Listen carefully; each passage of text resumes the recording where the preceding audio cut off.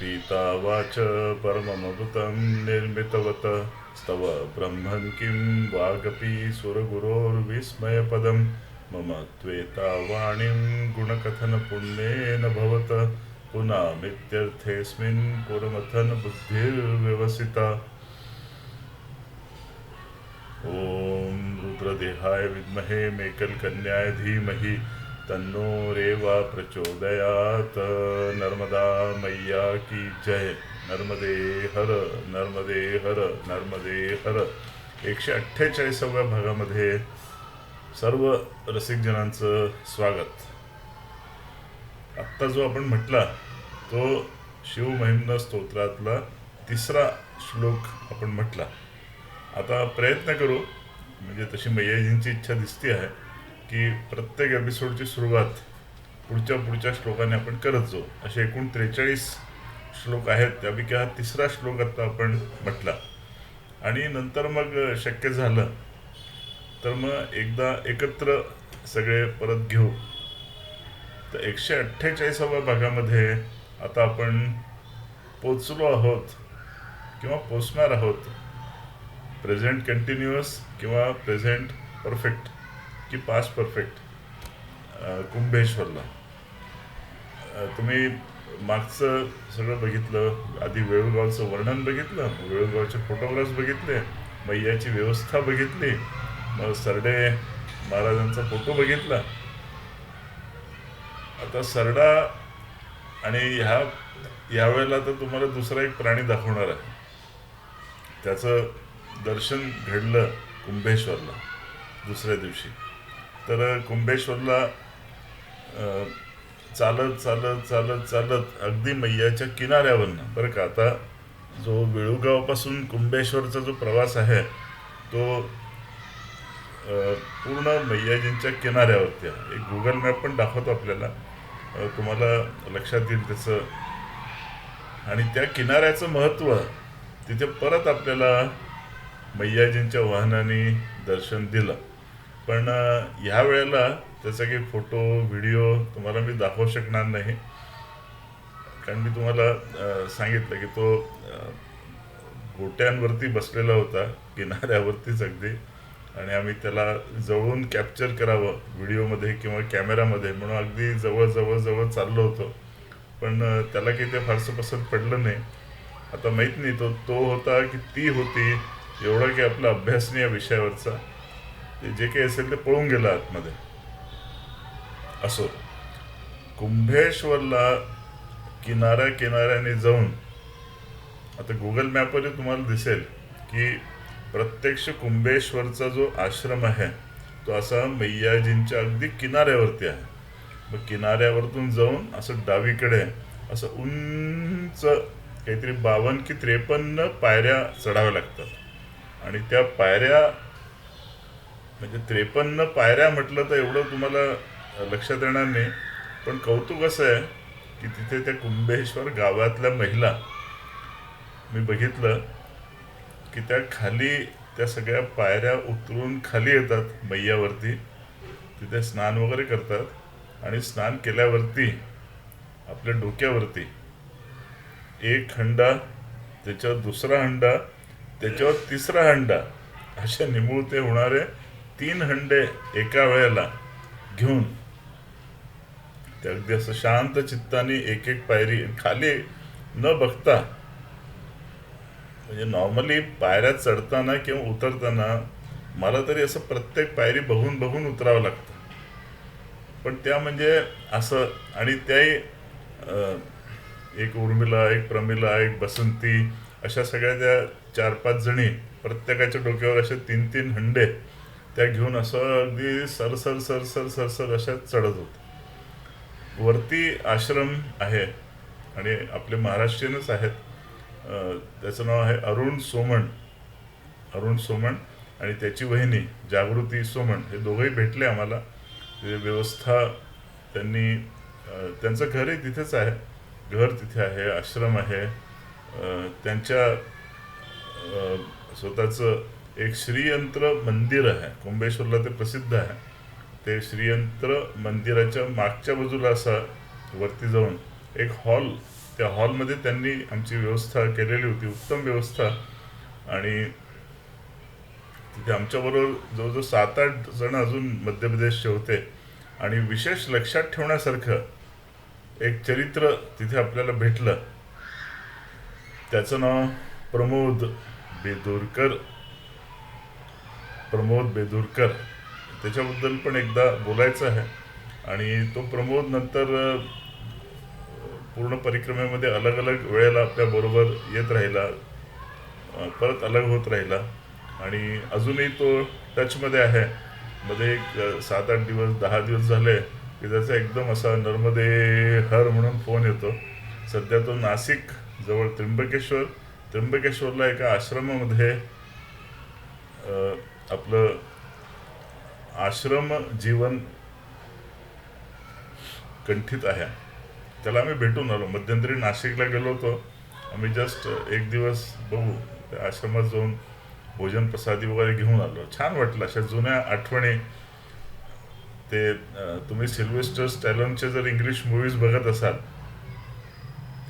तर Rambo part 1 part 2 त्याच्यामध्ये त्याचे व्हिएटनाम युद्धाच्या वेळेचे मित्रमंडळी जेव्हा भेटतात तेव्हा वेटरन्स असं त्यांना नाव आहे, वार वेटरन्स. मग ते भेटले की मग जुन्या गोष्टी वगैरे कशा होतात तशा आमचे असे काही परिक्रमा वेटरन्स आहेत खास, म्हणजे ज्यांच्याशी अशी वेवलेंथ मॅच झालेली होती. आणि मग ते अधूनमधून फोन करतात, मग तिकडच्या गोष्टी होतात. जसं एक दरबार तुम्हाला मी मागे कुटुंब सांगितलं होतं, दरबार नवरा बायको. तर आत्ता काल की परवा त्यांच्याशी पण गोष्टी झाल्या, खंडवा. तर अशा गमती जमती होत्या. तर परत कुंभेश्वरला येऊ तर वरच्या मजल्यावरचा तो हॉल होता आणि त्या हॉलच्या मागे म्हणजे पुढे जी एक बाल्कनी होती, छोटीशी बाल्कनी, त्याला रेलिंग नव्हतं. रेलिंग वगैरे अशा फालतूच्या गोष्टी नसतात बऱ्याच ठिकाणी. त्यामुळे तिथे उभं राहून पण तिथून मैयाजींचा फार सुंदर व्ह्यू दिसत होता. ग्रेट. आणि तिथे कौतुक हे होतं की ते जिथे आम्ही राहत होतो तिथे खाली ते श्रीयंत्रचं मंदिर होतं. तिथेच जवळ छोटी पनौती बडी पनौती असे 2 मंदिरं, एकावरती एक, असे 2 मजली ती बिल्डिंग आहे. छोटी पनौती बडी पनौती. म्हणजे लांबून लांबून लोक तिथे येतात. शनी महाराजांचं ज्यांना काही कार्य करायचं असेल किंवा ज्यांना साडेसाती असेल असे लोक तिथे येतात. आणि तिथे मग ते पूजा वगैरे संपन्न होती साडेसातीची पीडा निवारण करण्यासाठी. ते सगळं होतं तिथे. पण त्यातला एक भाग जो मला आवडला नाही तो असा आहे की तिथे येणारे लोक जे आहेत ते पूजा वगैरे झाल्यानंतर त्यांचे जे अंगावरचे कपडे असतात त्यावेळेला घातलेले, म्हणजे अगदी जोडे मोजे पॅन्ट आतले कपडे शर्ट जे असेल टोपी बिपी ते सगळं तिथे टाकतात.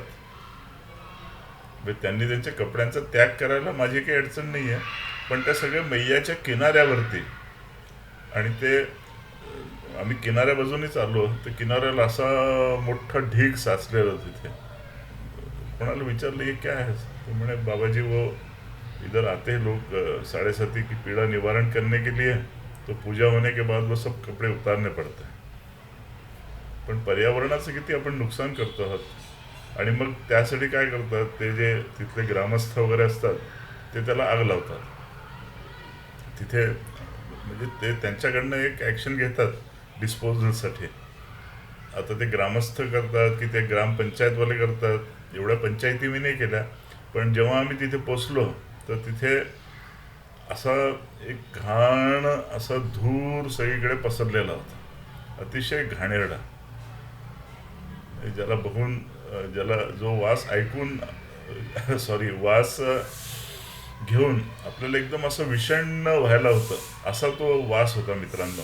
तुमच्याशी आत्ता बोलतानाही मला तो वास जाणवून राहिलेला आहे. ह्या काही गोष्टी आहेत ज्या मला वाटतं नर्मदा प्रेमींना काहीतरी एक संघटित ॲक्शन काहीतरी घ्यायला पाहिजे. तसं बऱ्याच ठिकाणी मी चांगल्या गोष्टी घडताना बघितलेल्या आहेत. काही काही ठिकाणी उल्लेख येईल आता. आत्ता सांगत नाही तुम्हाला, पण नर्मदा स्वच्छ अशी मोहीम देखील बऱ्याच ठिकाणी राबवली जाते. तिथे येऊन त्यांचे जे स्वयंसेवक असतात ते स्वतः जातीने किनाऱ्यावरती हजर राहतात आणि कोणी तिथे मैयाच्या प्रवाहामध्ये कपडे धुत असेल तर त्याला अटकाव करतात, त्याला बाहेर करतात. कोणी तिथे कचरा टाकत असेल, निर्माल्य टाकत असेल, त्याला अटकाव करतात. वाहून आलेलं निर्माल्य तिथे काढून घेण्याची सोय असते. अशा चांगल्या ॲक्शन्सही बघितलेल्या आहेत. तर कुंभेश्वरचं एक हे तुम्हाला सांगितलं. तिथे स्वामी समर्थ मार्गामधले जे लोक आहेत त्यांना माहिती आहे की महाराज त्यांच्या एका भक्ताला चंदूलाल म्हणून आवाज द्यायचे. ज्यांनी स्वामी समर्थांची बखर वाचलेली आहे, मला वाटतं मनीषनी वाचली असेल, मनीष कर्णिक आपले, तर स्वामी समर्थांच्या बखरीमध्ये चंदूलालचा उल्लेख आहे. तर ते जे चंदूलाल आहे त्यांचं आहे हे कुंभेश्वर. म्हणजे आपण जे आत्ता मी नाव सांगितलं तुम्हाला, अरुण सोमण, त्या अरुण सोमणचे मला वाटतं ते आजोबा पणजोबा असे कोणीतरी असावेत, पण त्यांच्यापासूनच ती स्वामी समर्थांची भक्ती त्या घरात चाललेली आहे. आणि तिथे जर तुम्ही बघितलं, त्या एका बाजूला शनी महाराजांचं मंदिर आहे, दुसऱ्या बाजूला हा जो आश्रम आहे तिथे आत गेल्यानंतर स्वामींची भव्य तिथे तस्वीर ठेवलेली आहे आणि शेजारीच चंदूलालजींची पण तस्वीर ठेवलेली आहे. म्हणजे त्यांचं आडनाव सोमण होतं, मला तिथे गेल्यावर कळलं. आणि त्यांच्या कुटुंबाबरोबरच आपण राहिलो. तर असं ते कुंभेश्वर. आणि मग पण आता जास्ती बोलत नाही, तुम्हाला जरा एक दोन फोटोग्राफ्स दाखवतो. तुम्हाला फोटो दाखवणं एक मला अलग आनंद असतो. आधी गुगल मॅप दाखवतो, म्हणजे कुंभेश्वरची लोकेशन लक्षात येईल, मग पुढचे फोटो. हे बघा मित्रांनो, हे जे मध्ये गोल केलेलं आहे मी लाल रंगाने, तिथे तुम्हाला दिसेल कुंभेश्वर.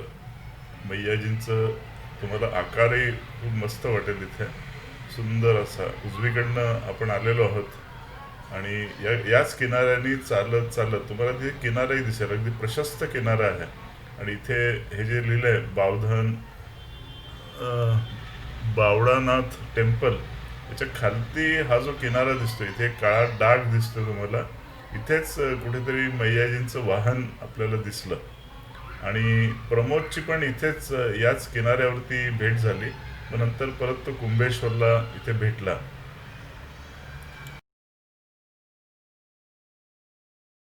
आणि हा अजून झूम केलेला कुंभेश्वरचा गुगल मॅप तुम्ही बघू शकता. इथून ही एक अशी पायवाट चाललेली आहे. हा ॲक्च्युली उतार आहे पूर्ण. या कुंभेश्वर आश्रम असा उंच टेकडीवरती आहे आणि इथून असा खाली जाऊन मैयावरती ते स्नान करून यावं लागतं. या ठिकाणी मगरींचा वावर आहे, त्यामुळे तुम्हाला जरा काळजीपूर्वक स्नान इथे कुंभेश्वरला करायला पाहिजे. तसे तिथे बोर्ड देखील आहे आणि मला असं वाटतं तिथे चेन लिंक पण त्यांनी लावलेली आहेत, त्याने एकदम आक्रमण करू नये म्हणून. पण तरी काळजी घेणं आवश्यक आहे, कारण आपण पहाटे पहाटे जातो स्नान करायला, तर शक्यतोवर चाहूल करत जायला पाहिजे. हातात दंडा असतो, दंड्याचा चपलांचा आवाज करत करत जायचा.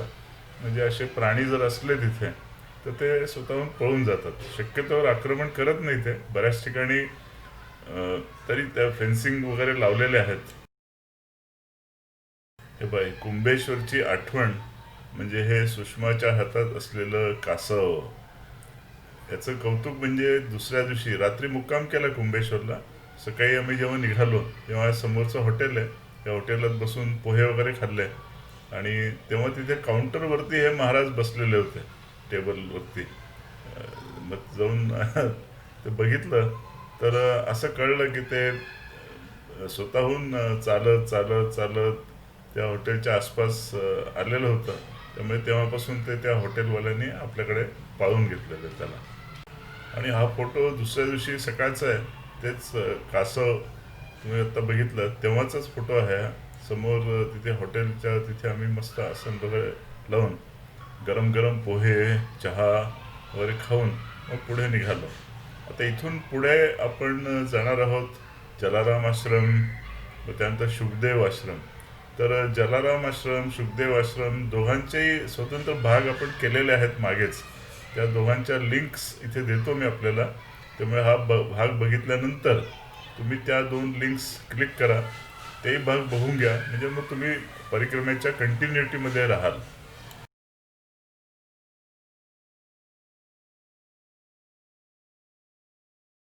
आणि आलेच आहात तर मैयाजींचं दर्शन पण घ्या, कारण तिच्या दर्शनाशिवाय काहीच नाही आहे. भलं मोठं पात्र आहे तिथे. आणि मैयाजींचं दर्शन, आणि हा त्या आश्रमातल्या वरच्या खोलीतून काढलेला आहे, त्यामुळे इथून तुम्हाला खोली लक्षात येईल किती खाली जावं लागतं आपल्याला. चला, कुंभेश्वरून आपण निघालो, आता पुढच्या प्रवासाला लागलो. मग इथे एका गावामध्ये मुक्काम, आणि छोटासा रस्ता होता, पण इथे कंटिन्युअस टेम्पो असे मोठे मोठे वाहनं जात होते. आणि सगळ्यात मुख्य म्हणजे हा रस्ता यांचा होता, सगळ्या मशीनचा. त्यामुळे तिथे मोठे मोठे तांडे मशीनचे कंटिन्युअस येत होते. तर अर्थात मग त्या आल्या की मग आम्ही असं बाजूला सरकून जायचो, बॅगा वगैरे सगळ्या मागे सरकवून घेतलेल्या होत्या. तर मित्रांनो, इथे थांबूया आपण. आता आपली भेट होईल 149व्या भागामध्ये. नर्मदे हर, नर्मदे हर, नर्मदे हर.